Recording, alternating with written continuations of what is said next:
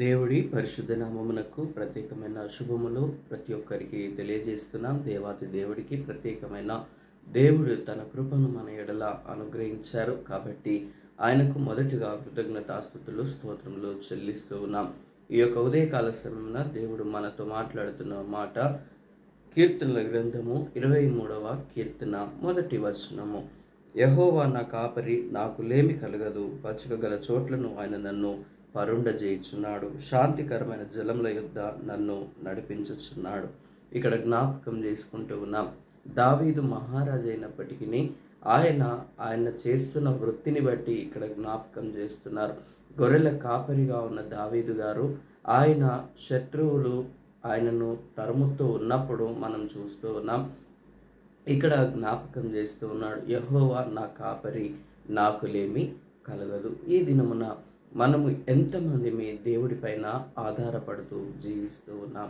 దేవుడు అనుగ్రహము మనకు ఏ విధంగా మనకు లభిస్తూ ఉంది? మనము దేవుడిని కాపరిగా చూస్తూ ఉన్నామా? మనకు పైన అధికారిగా చూస్తూ ఉన్నామా? లేకపోతే దేవుడు మేము చేసిన సృష్టికర్త అని మనం అనుకుంటూ ఉన్నామా? కానీ దేవుడి ప్రియులారా, ఈ సమయమున దేవుడు మనతో మాట్లాడుతున్న మాట, యెహోవా నా కాపరి, నాకు లేమి కలగదు. నిజమే, దేవుడిని ఆధారము చేసుకొని మనం ఉన్నప్పుడు ఆయన ఎల్లప్పుడూ కోపించేవాడు కాదు. కాబట్టి ఆయనను ఆధారము చేసుకున్నప్పుడు లేదా ఆయన పైన ఆశ్రయముగా ఆయనను ఆధారము చేసుకొని మనం జీవించినప్పుడు దేవుడు అత్యద్భుతమైన మేళ్లను మన జీవితంలో చేయగల సమర్థుడని జ్ఞాపకం చేస్తూ ఉన్నాను.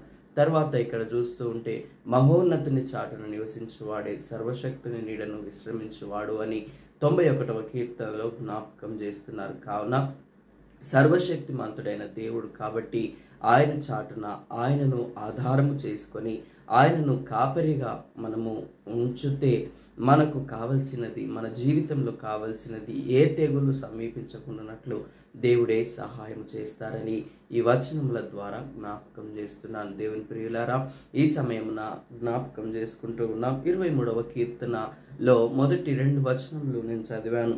పచ్చిక గల చోట్ల ఆయన నన్ను పరుండ చేయుచున్నాడు. మంచి పచ్చిక కలిగిన చోట్లలో ఆయన మనల్ని పరుండ చేస్తూ ఉన్నాడు. ఏ విధంగా?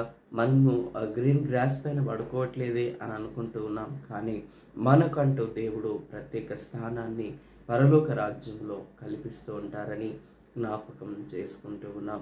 అందరూ ప్రభువా ప్రభువా అని పిలిచి ప్రతి వాడును పరలోక రాజ్యంలో చేరడు, కానీ నా తండ్రి చిత్త ప్రకారం చేయవాడే పరలోక రాజ్యంలో చేరుతారని యేసుక్రీస్తు ప్రభుల వారు ఎంతో స్పష్టంగా మత్తయి సువార్తలో జ్ఞాపకం చేశారు.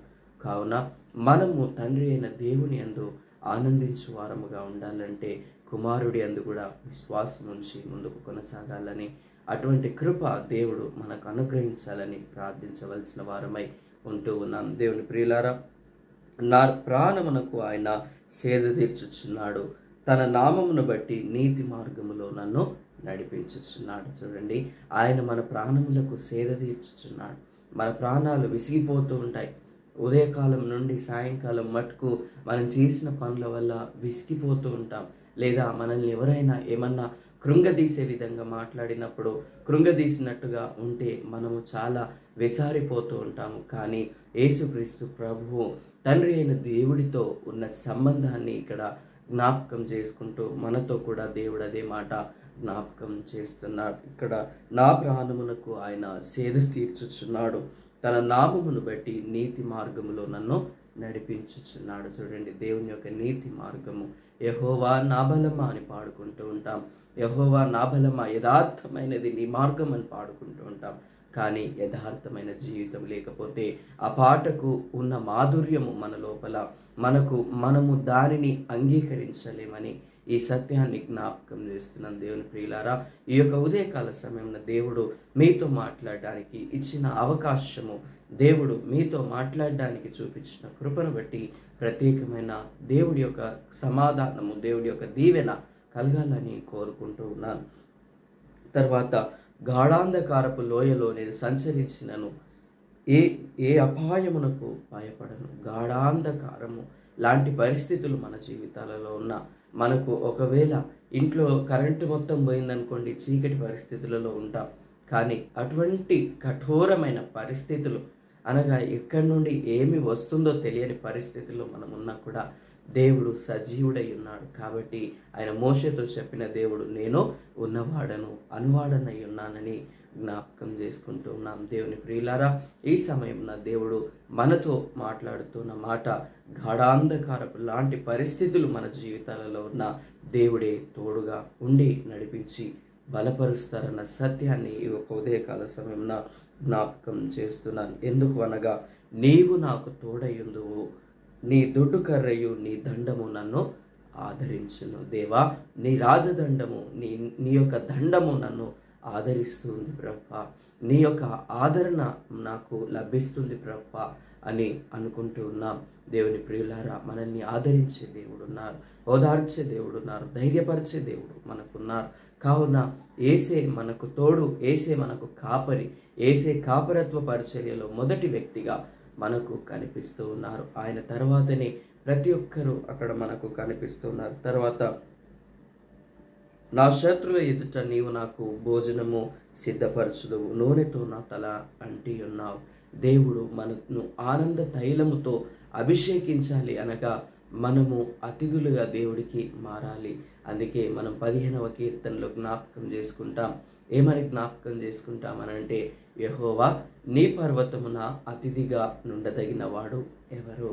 దేవా, యథార్థమైన ప్రవర్తన కలిగి నీతిని అనుసరించుచు హృదయపూర్వకముగా నిజము పలుకువాడే. నిజము ఎంతమందిమి హృదయపూర్వకంగా పలుకుతూ ఉన్నాం. దేవుని ప్రియులారా, ఈ సమయం జ్ఞాపకం చేసుకుందాం.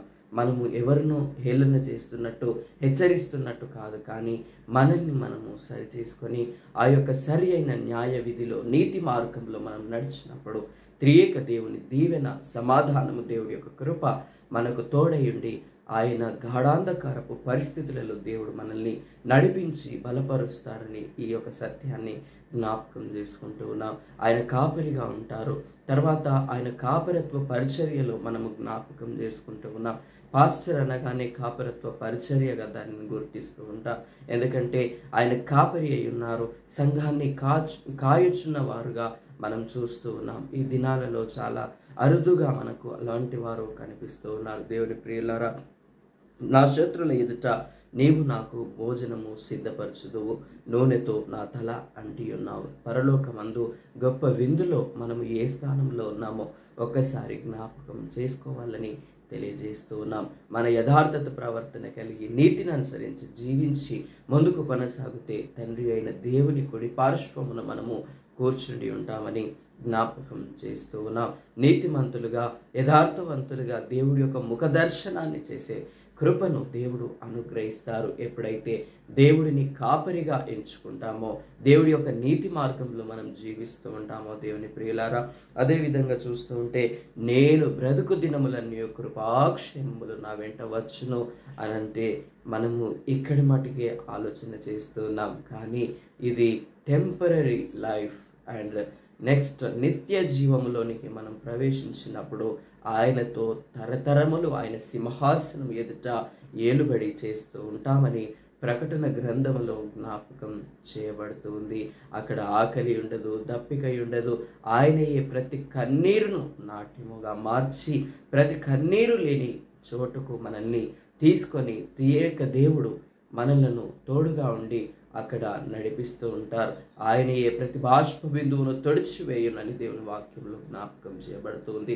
దేవుని ప్రియులారా, ప్రకటన గ్రంథంలో ఎంతో అద్భుత రీతిలో దేవుడు అనేకమైన విషయాలను తెలియజేస్తూ ఉన్నారు. కావున దేవుడి ప్రియులారా, అక్కడ ఎండ ఉండదు, వాన ఉండదు, ఏ వడగాల్పు ఏది ఇక్కడ ఉండదు. కాబట్టి ఆ శాశ్వత రాజ్యము కొరకు మనము ఇక్కడ చేస్తూ ఉన్న దానిని బట్టి అక్కడ దానిని కోల్పోవద్దు. కావున మనం నీతి మార్గంలో ఇక్కడ జీవిస్తే అక్కడ కూడా జీవించే వారముగా ఉంటామని ఈ యొక్క ఉదయకాల సమయం నాకు జ్ఞాపకం చేస్తున్నాను. దేవుడు అటువంటి కృప, కాపుదల, సంరక్షణ దేవుడు మనకు అనుగ్రహించి బలపరచునుగాక.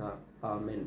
పరలోకమందున్న మా తండ్రి, నీ యొక్క పరిశుద్ధ నామానికి వందనములు, కృతజ్ఞతాస్తుతి, స్తోత్రములు చెల్లిస్తున్నా. నీ రెక్కల చాటున భద్రపరచుకోండి అయ్యా తండ్రి. నీ యొక్క కృప, నీ యొక్క కనికరం చేత నింపమని ప్రార్థన చేస్తున్నాం అయ్యా తండ్రి, దావీదు మహారాజు అయినప్పటికీ యెహోవా నా కాపరి, నాకు లేమి కలగదన్నాడు ప్రభా. అయ్యా తండ్రి, అటువంటి కృపలో మేము వర్ధిల్లడానికి కృప చూపించండి. మీరే తోడుగా ఉండి సహాయపడమని ప్రార్థన చేస్తూ ఉన్నాం.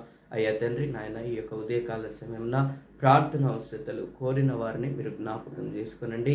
దేవమ్మ గారు అయ్యా తండ్రి నాయన అయ్యా తండ్రి మా కొరకు ప్రార్థించండి అని తెలియజేశారు ప్రభా. అయ్యా తండ్రి, అటు బిడ్డను మీరు జ్ఞాపకం చేసుకోనండి ప్రభా. తనకున్న మోకాళ్ళ నొప్పుల నుండి విడుదలను అనుగ్రహించమని ప్రార్థన చేస్తూ ఉన్నాం. అయ్యా తండ్రి, అదేవిధంగా అయ్యా తండ్రి, ఎంతమంది బిడ్డలైతే అయ్యా తండ్రి నీ యొక్క పరిచర్యను ప్రేమిస్తూ అయ్యా తండ్రి సహాయపడడానికి అయ్యా తండ్రి వారి యొక్క ప్రార్థన మనవులను తెలియజేస్తున్నారు ప్రభా. అటు వారిని మీరు జ్ఞాపకం చేసుకోనండి ప్రభా. నీకు వందనాలు చెల్లిస్తున్నాం. అయ్యా తండ్రి, మీరు తోడుగా ఉండగా అయ్యా తండ్రి ఏ ఆటంకము రాదు ప్రభా. నీకు స్తోత్రములు. ఎందుకంటే మీరే తోడుగా ఉండి నడిపిస్తారు. అయ్యా తండ్రి, నీతి మార్గంలో నడిపించి మీరే మహిమ పొందమని ప్రార్థన చేస్తున్నాం. గర్భిణీ స్త్రీలకు సుఖమైన ప్రసవాన్ని అనుగ్రహించండి. అయ్యా తండ్రి, ఈ దినం బర్త్డేలు జరుపుకుంటున్న వారిని అయ్యా తండ్రి, వివాహ దినములు జరుపుకుంటున్న వారిని మీరు జ్ఞాపకం చేసుకోనండి. వివాహ సంబంధాల కోసం ఎదురు చూస్తున్న వారిని కూడా మీరు జ్ఞాపకం చేసుకోనండి. అయ్యా తండ్రి, వివాహాలు కాని బిడ్డలను కూడా మీరు జ్ఞాపకం చేసుకోనండి ప్రభా. స్వాతి వినోద్ వారి కుటుంబంలో కూడా మీరు జ్ఞాపకం చేసుకోనండి ప్రభా.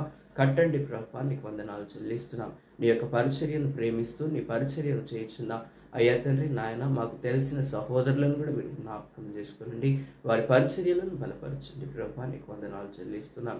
ఎందుకంటే ఆత్మ ఒక్కడై ఉన్నాడు, శరీరం ఎలాగూ ఒకటై ఉండదో అయ్యా తండ్రి, అదేవిధంగా శరీరం ఒకటే పని చేస్తుంది ప్రభా. శరీరంలోని అవయవాలన్నీ అనేకములున్న అయ్యా తండ్రి ఒకటే ఆత్మగా ఉన్నారు ప్రభా. నీకు స్తోత్రములు.